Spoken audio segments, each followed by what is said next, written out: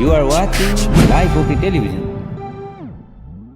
Life OK समाचारको साथमा Balvatika school Pepsicola learning made simple Jiva life to your style wellness mall a natural way to improve your health.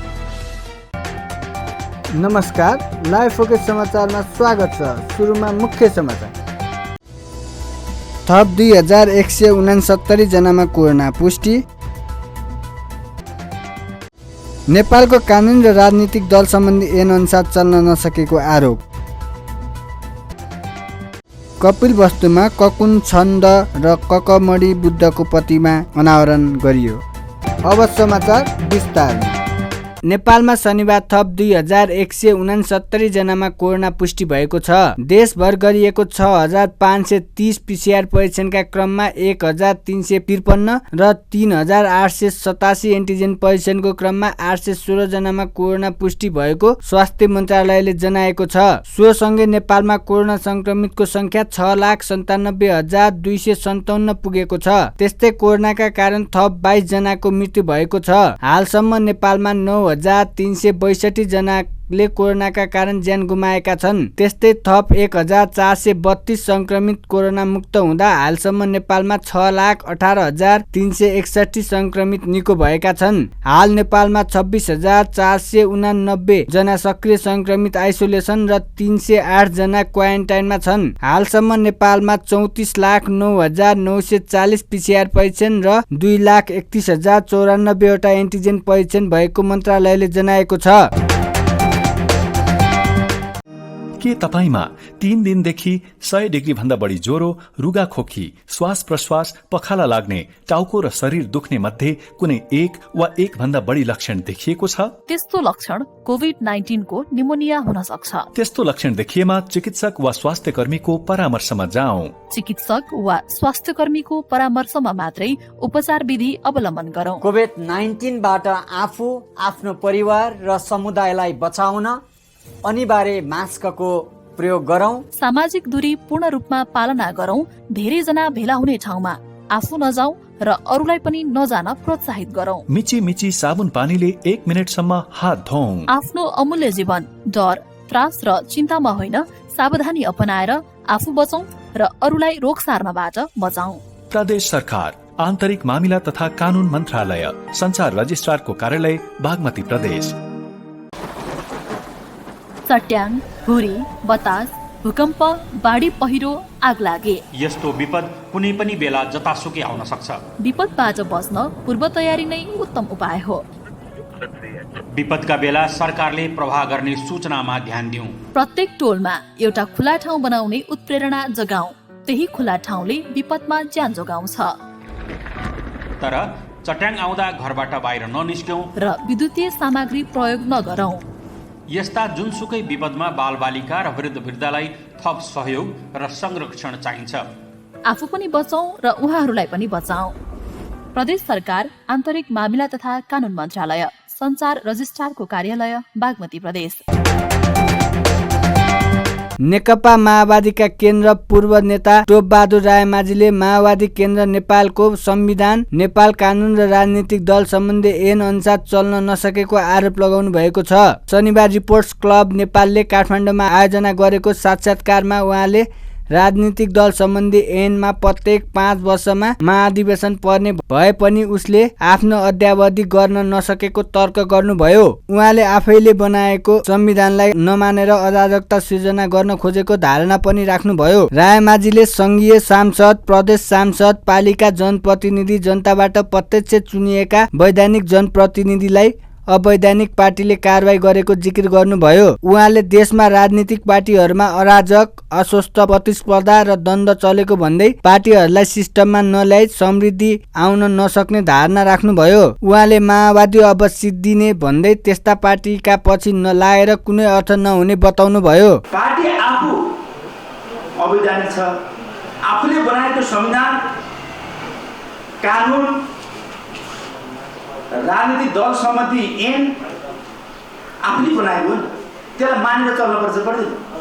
पार्टीलाई चाहिने स्वेच्छाचारित किसिमले, भूमिगत पाराले, अनुशासनविहीन तरिकाले चलाउनु मिल्छ, व्यक्तिवादी तरिकाले चलाउनु मिल्छ।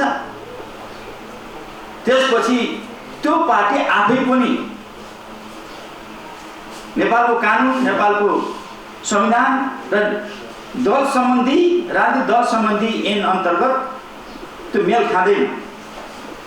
हामीले त्यसलाई असहमति राखेको र त्यसलाई विरोध गरेको, त्यसलाई करेक्सन गर्न लाग्यो। जब नेपालका राजनीतिक पार्टीहरू नेपालको संविधान, आफैले बनाएको संविधान, आफैले बनाएको कानुन, आफैले बनाएको राजनीतिक दल सम्बन्धी ऐनलाई जबसम्म उसले चाहिँ सम्मान गर्दैन, त्यसलाई कार्यान्वयन गर्दैन,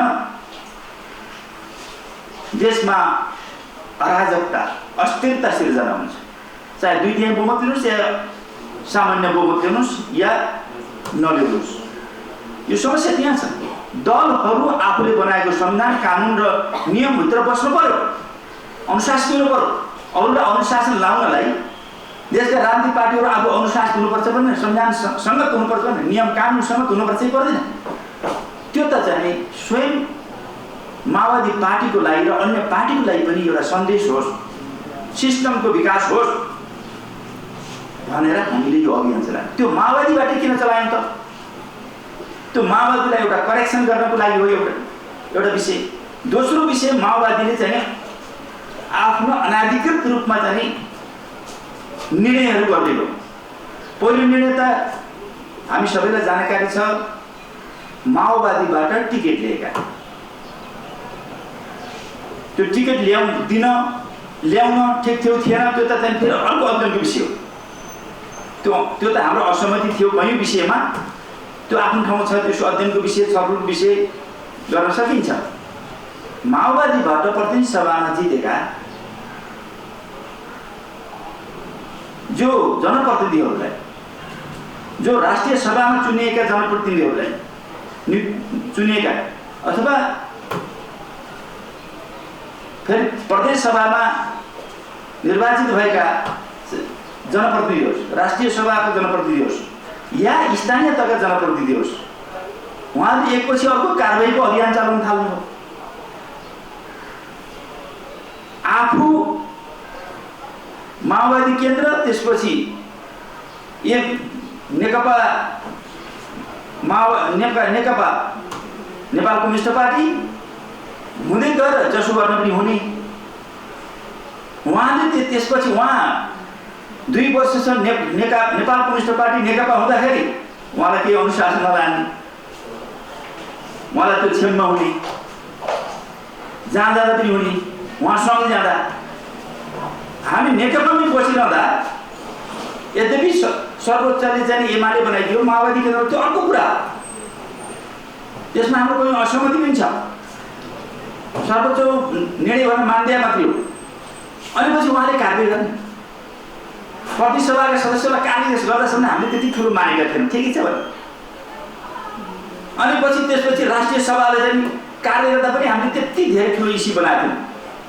अब त्यसपछि प्रदेश सभा सांसदहरूले कारबाही गरेर त्यसपछि स्थानीय सम्म पनि कारबाही गर्न सुरु गरिसकेपछि र त्यति मात्रै होइन, हामीले स्थानीयबाट सुरु गऱ्यौँ कि स्थानीयमा प्रतिवाद गऱ्यौँ। हामीले स्थानीय प्रतिनिधिहरूलाई, जनप्रतिनिधिलाई कारबाही गऱ्यौँ। माओवादी केन्द्रको नामबाट जो पार्टी आफैमा अभिजानी छ, कारबाही गर्नु हामीले रिस्टेट गऱ्यौँ, पुनर्वादी गऱ्यौँ।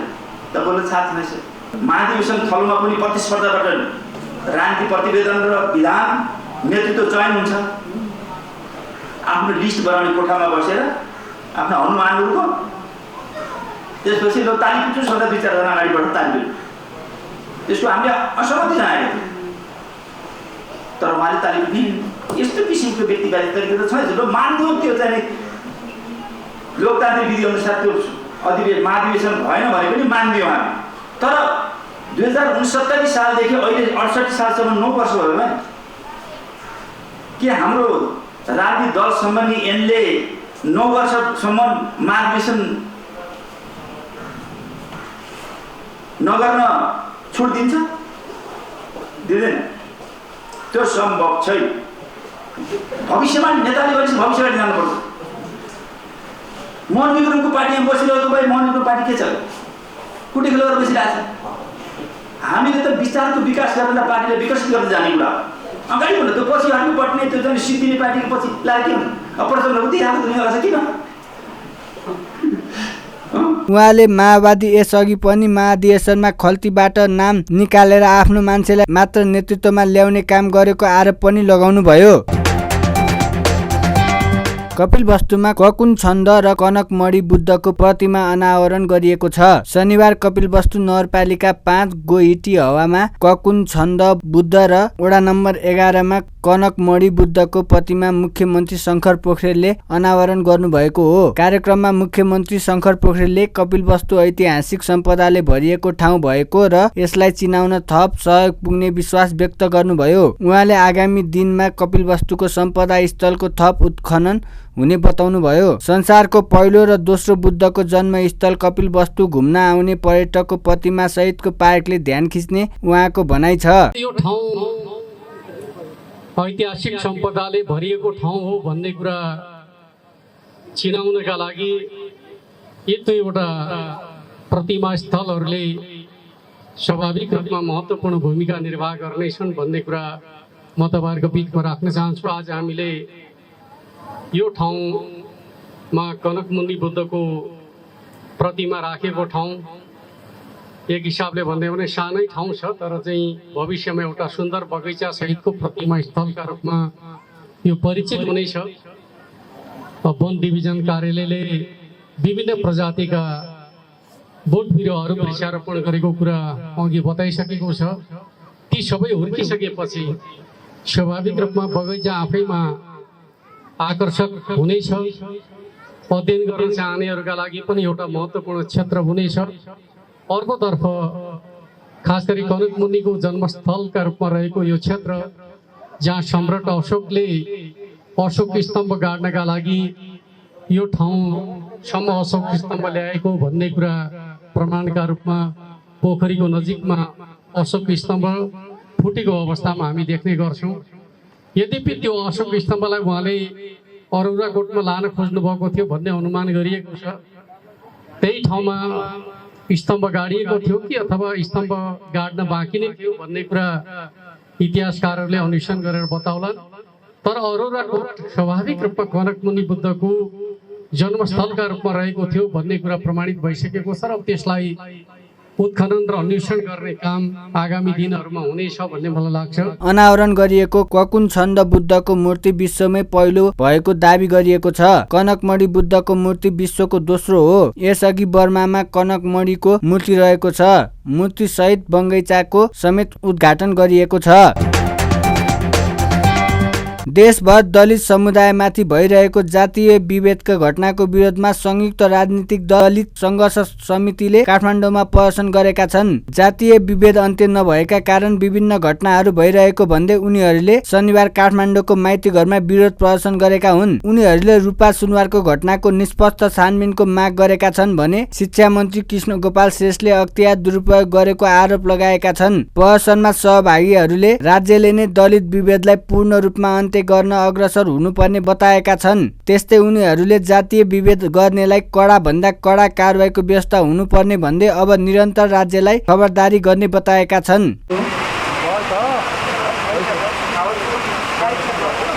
संयुक्त राजनीतिक दलित सङ्घर्ष समितिले आज गर्ने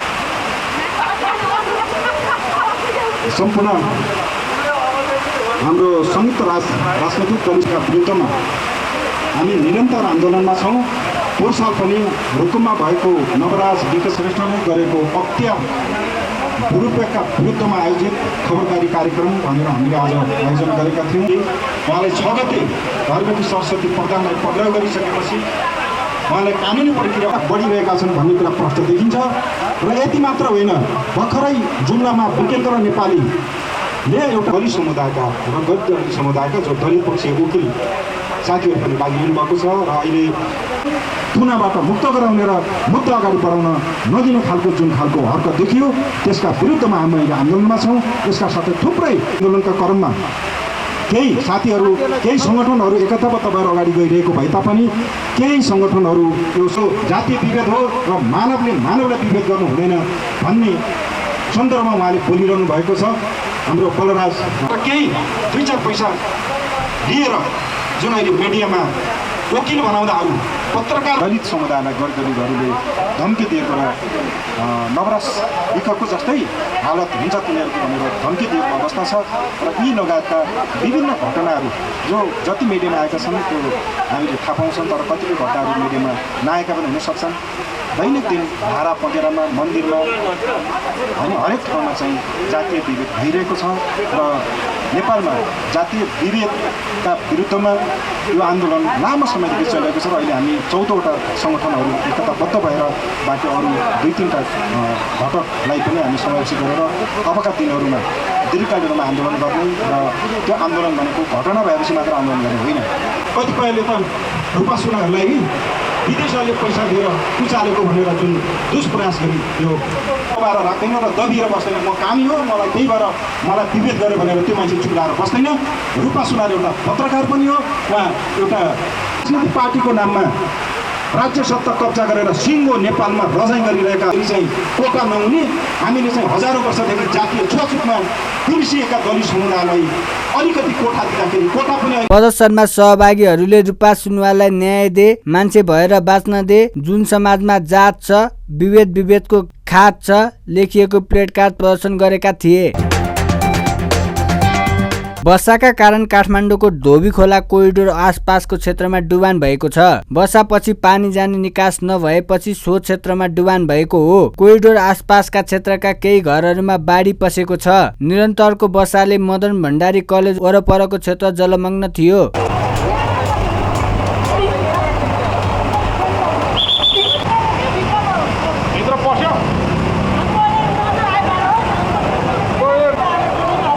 अनि अमृत छ त गरेन छ।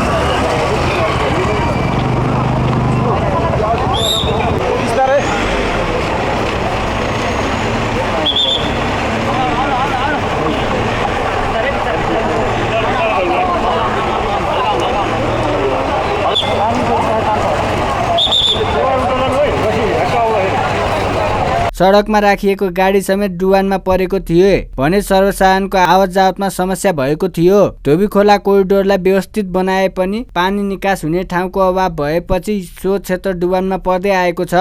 अन्त्यमा मुख्य समाचार फेरि एकपटक। थप 2169 जनामा कोरोना पुष्टि।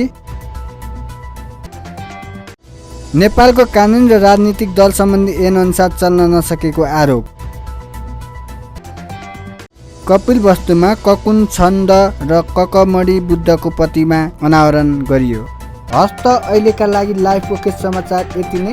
हेर्दै गर्नुहोला लाइफ ओके टेलिभिजन। नमस्कार। लाइफ ओके समाचारको साथमा Balvatika school Pepsicola, learning made simple. Jiva, a life to your style. Wellness Mall, a natural way to improve your health.